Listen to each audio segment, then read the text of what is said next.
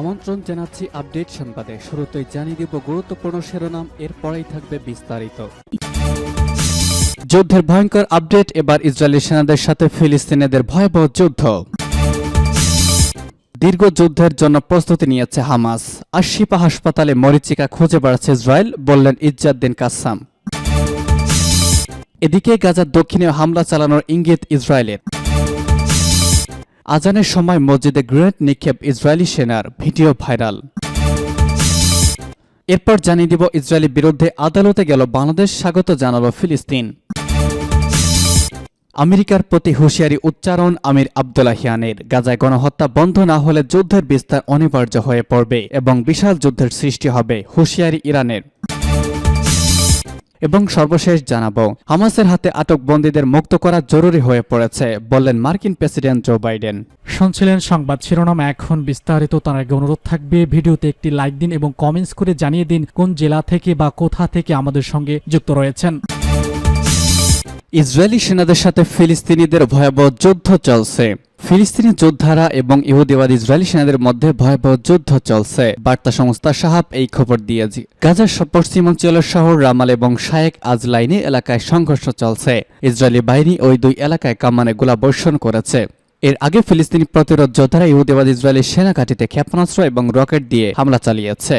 এতে দুই ইসরায়েলি সেনা নিহত এবং আহত হয়েছে আরও ইহুদি 3 সেনা। ইহুদিবাদী সেনারাও ঘোষণা করেছে গাজা উপত্যকার এই যুদ্ধে তাদের জয় অতি সন্নিকটে এবং এ পর্যন্ত 60 জনের বেশি সেনা এবং সেনা কর্মকর্তার মৃত্যুর কথা স্বীকার করেছে ইহুদিবাদী রাষ্ট্রটি ইসরায়েল, সূত্র জানাচ্ছে পার্স টুডে। দীর্ঘ যুদ্ধের জন্য প্রস্তুতি নিয়েছে হামাস।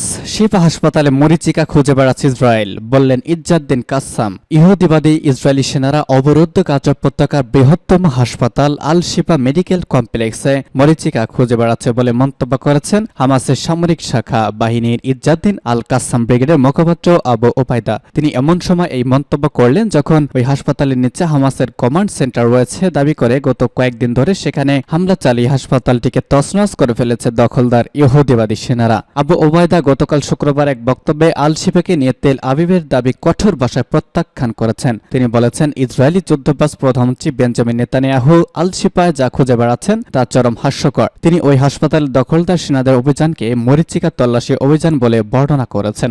সকল আন্তর্জাতিক আইন ও রীতিনীতি লঙ্ঘন করে ইহুদিবাদী সেনারা আল শিফা হাসপাতালে যে বর্বরতা চালিয়ে যাচ্ছে তাকে আন্তর্জাতিক সমাজের জন্য অপমানকর মন্তব্য করেছেন কাসসাম ব্রিগেডের মুখপাত্র। তিনি বলেছেন যে আন্তর্জাতিক সমাজ মানবাধিকার ও আন্তর্জাতিক আইনের কথা বলে যে সমাজ তার একটি হাসপাতালে ট্যাঙ্কের অনুপ্রবেশ রোধ করতেই পারেনি। আবু ওবায়দা গাজা উপত্যকা ইসরায়েলি বাহিনীর সঙ্গে তার বাহিনীর সংঘর্ষের বিবরণ দিয়ে বলেছেন, গত 4 দিনে আমাদের যোদ্ধারা মার্কাভা ট্যাঙ্ক ও বোল্ডোজার সহ 62টি ইসরায়েলি সামরিক যানকে ক্ষতিগ্রস্ত করেছে এবং ধ্বংস করতে সক্ষম হয়েছেন। তারা 3 দিন আগে একটি একক হামলায় 9 জন ইসরায়েলি সেনাকে খতম করেছেন। এছাড়া প্রতিনিয়ত হামাস যোদ্ধাদের হামলায় ইসরায়েলি সেনারা মারা পড়েছে এবং তারা বহু ফ্রন্টে পশ্চাৎপসরণ করতে বাধ্য হয়েছে। কিন্তু তেল আবিব তার নিহত সেনাদের প্রকৃত সংখ্যা প্রকাশ করতে পারছে না বা প্রকাশ করছে না। ইহুদিবাদী ইসরায়েল এখনো পর্যন্ত গাজা যুদ্ধে তাদের 61 জন নিহত হওয়ার কথা স্বীকার করেছে, তবে হামাস বলেছে এই সংখ্যা বহুগুণ বেশি। হামাসের এই সামরিক মুখপাত্র ইসরায়েলি নাগরিকদের উদ্দেশ্য করে বলেছেন, তোমাদের নিহত সেনাদের সংখ্যা আজ হোক কিংবা কাল হোক তোমরা শুনতে পারবে এবং সেই সংখ্যাটি তোমাদের কল্পনার চেয়ে অনেক বেশি, অনেক বেশি। হামাস একটি দীর্ঘ যুদ্ধের প্রস্তুতি নিয়েছে জানিয়ে কাসসাম ব্রিগেডের মুখপাত্র বলেছেন, ইসরায়েলি সেনারা যতদিন গাজা অবস্থান করবে ততদিন তাদের হতাহতের সংখ্যা বাড়তেই থাকবে ইনশাআল্লাহ। তিনি তার বক্তব্যের শেষাংশে ইসরায়েলি আগ্রাসনের চরম আত্মত্যাগ ও ধৈর্য ধারণ করায় গাজাবাসী ফিলিস্তিনি জনগণের প্রতি কৃতজ্ঞতা জানিয়েছেন। তিনি বলেছেন, আল্লাহ তাআলা চাইলে বিজয় অথবা শাহাদাতের এই যুদ্ধে ফিলিস্তিনিরা বিজয় হবে, সূত্র জানাচ্ছে পার্স টুডে।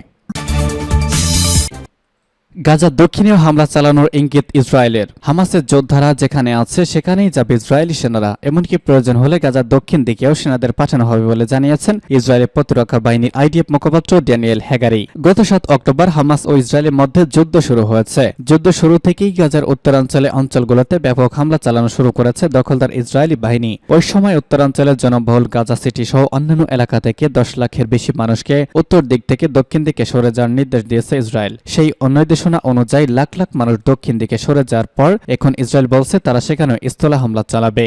দক্ষিণ দিকে হামলা চালানোর ব্যাপারে ইসরায়েলি প্রতিরক্ষা বাহিনী মুখপাত্র বলেছেন, আমরা আমাদের অভিযান সম্প্রসারণের প্রতিজ্ঞাবদ্ধ। হামাস যেখানে আছে সেখানেই আমাদের অভিযান হবে, এমনকি গাজার দক্ষিণ দিকে আমরা যাব। তিনি আরো বলেছেন, এই অভিযান এমন সময় শুরু হবে যখন সময়, স্থান এবং অবস্থা আমাদের সেনাদের জন্য সবচেয়ে ভালো হবে। গত কয়েকদিন ধরেই শোনা যাচ্ছে গাজার দক্ষিণ দিকে হামলা চালানোর পরিকল্পনা করেছে ইসরায়েল। এর মধ্যে ইসরায়েলি প্রতিরক্ষা বাহিনী মুখপাত্রের ব্যাপারে স্পষ্ট ইঙ্গিত দিলেন। গাজার দক্ষিণাঞ্চলে বেসামরিক মানুষ নিহত হয়েছেন জানিয়ে সেখানকার বিমান থেকে লিফলেট ফেলেছে ইসরায়েলি বাহিনী, আর ওই লিফলেট তাদের উপকূলীয় শহর মাওয়াসিতে চলে যাওয়ার নির্দেশনা দেওয়া হয়েছে, যে শহরটির আয়তন মাত্র 14 স্কয়ার কিলোমিটার। আজানের সময় মসজিদে গ্রেনেড নিক্ষেপ ইসরায়েলি সেনার। গাজায় সশস্ত্র গোষ্ঠী হামাস ও ইসরায়েলের মধ্যে যুদ্ধ শুরুর পর এটির আঁচ পড়েছে ফিলিস্তিনের দখলকৃত পশ্চিম তীরের বিভিন্ন অঞ্চলে। যুদ্ধ বাধার পর সেসব অঞ্চলে বসবাসরত সাধারণ ফিলিস্তিনিদের ওপর অত্যাচার নির্যাতন বাড়িয়ে দিয়েছে অবৈধ স্থাপনকারী, বসতি স্থাপনকারী ইহুদি এবং ইসরায়েলি সেনারা। এরই মধ্যে ভাইরাল হয়েছে এক ইসরায়েলি সেনার ভিডিওতে দেখা যাচ্ছে ফিলিস্তিনের রামাল্লার বদরুস গ্রামে একটি মসজিদে ফজরে আজান চলার সময় একটি স্ট্যান্ড গ্রেনেড ছুড়েছে ওই ইসরায়েলি সেনা। ইসরায়েলি সংবাদ মাধ্যম টাইমস অব ইসরায়েল জানিয়েছে, গতকাল শুক্রবার এই ঘটনাগুলো ঘটেছে। আজান চলাকালীন মসজিদে গ্রেনেড ছোড়া ওই সেনাকে অবশ্যই ইতিমধ্যে বরখাস্ত করেছে ইসরায়েলি প্রতিরক্ষা বাহিনী IDF। ইসরায়েলি অপর সংবাদ মাধ্যম হারেস ডেইলি জানিয়েছে, ইসরায়েলি সেনারা ফিলিস্তিনে অপদস্থ করে গত কয়েকদিন ধরে ভিডিও ধারণ করেছে এবং সেগুলো সামাজিক যোগাযোগ মাধ্যমে প্রকাশ করছে। মসজিদে গ্রেনেড ছোড়া বিষয়টি ওই ট্রেন্ডেরই ধারাবাহিকতা। গত 7 অক্টোবর হামাস ও ইসরায়েলের মধ্যে যুদ্ধ শুরু হয়েছে। মূলত সেদিন ইসরায়েলের বিভিন্ন অবৈধ বসতি লক্ষ্য করে হামলা চালিয়েছে হামাস। তাদের হামলায় 1400 ইসরায়েলি নিহত হয়েছেন। হামাসের এই ভয়াবহ হামলার প্রতিশোধ নিতে ওই দিন থেকেই গাজা উপত্যকায় নির্বিচারে বিমান হামলা চালিয়ে যাচ্ছে দখলদার ইসরায়েলি বাহিনী। তাদের এসব হামলায় গাজা এখনো পর্যন্ত 12,000-এর বেশি মানুষ নিহত হয়েছেন। এছাড়া আহত হয়েছেন 30,000-এর বেশি ফিলিস্তিনি। সূত্র টাইমস অব ইসরায়েল। ইসরায়েলের বিরুদ্ধে আদালতে গেল বাংলাদেশ, স্বাগত জানালো ফিলিস্তিনি গাজা উপত্যকায় দখলদার ইসরায়েলি বাহিনীর চালানো যুদ্ধ অপরাধ তদন্তে আন্তর্জাতিক অপরাধ আদালতে নালিশ করেছে বাংলাদেশ সহ 5টি দেশ। এসব দেশ আন্তর্জাতিক অপরাধ আদালতের প্রতি অনুরোধ জানিয়েছে ইসরায়েলের বিরুদ্ধে যুদ্ধ অপরাধের অভিযোগ আমলে নিয়ে সেগুলো যেন তদন্ত করা হয়। আর সাধারণ ফিলিস্তিনের পক্ষ হয়ে 5 দেশের আন্তর্জাতিক আদালতের দ্বারস্থ হওয়ার বিষয়কে স্বাগত জানিয়েছে ফিলিস্তিন।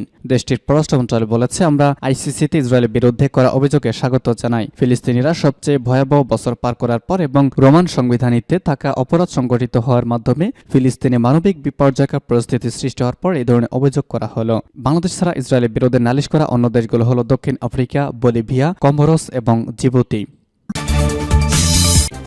আমেরিকার প্রতি হুঁশিয়ারি উচ্চারণ করলেন আমির আব্দুল্লাহিয়ান। গাজায় গণহত্যা বন্ধ না হলে যুদ্ধের বিস্তার অনিবার্য হয়ে পড়বে, হুঁশিয়ারি ইরানের পররাষ্ট্রমন্ত্রী হুসেন আমির আব্দুল্লাহিয়ান আমেরিকায় হুঁশিয়ার উচ্চারণ করে দিয়ে বলেছেন, ইহুদিবাদী ইসরায়েল অবরুদ্ধ গাজা উপত্যকায় জাতিগত শুদ্ধি অভিযান বন্ধ না করলে গাজা যুদ্ধের বিস্তার কেউ ঠেকাতে পারবে না। ফিনান্সিয়াল টাইমসকে দেওয়া এক সাক্ষাৎকারে তিনি হুঁশিয়ারি উচ্চারণ করেছেন। ওয়াশিংটনের সঙ্গে তেহরানের সরাসরি যোগাযোগের সম্ভাবনা নাকচ করে দিয়ে তিনি বলেছেন, তৃতীয় চ্যানেলের মাধ্যমে ইরান মার্কিন সরকারকে এই বার্তা দিয়েছে যে গাজা যুদ্ধের এর চেয়ে বেশি বিস্তার হোক তা তেহরান চায় না। আমির আব্দুল্লাহিয়ান বলেছেন, গত 7 অক্টোবর গাজা ইসরায়েলি গণহত্যা শুরুর পর থেকে তেহরানে মার্কিন স্বার্থ রক্ষাকারী সুইস দূতাবাসের মাধ্যমে ইরান ও মার্কিন সরকারের মধ্যে কয়েকবার বার্তা বিনিময় হয়েছে। তিনি বলেন, মার্কিনদের বক্তব্যের জবাবে আমরা বলেছি ইরান এই যুদ্ধের বিস্তার চায় না, কিন্তু আমেরিকা ও ইসরায়েল মধ্যপ্রাচ্যের ব্যাপারে যে নীতি অনুসরণ করেছে তাতে তারা যদি পশ্চিম তীর ও গাজাবাসীর বিরুদ্ধে অপরাধযোগ্য বন্ধ না করে তাহলে যে কোনো কিছু ঘটে যেতে পারে। সেক্ষেত্রে একটি বিশাল আকারের যুদ্ধ অনিবার্য হয়ে পড়বে।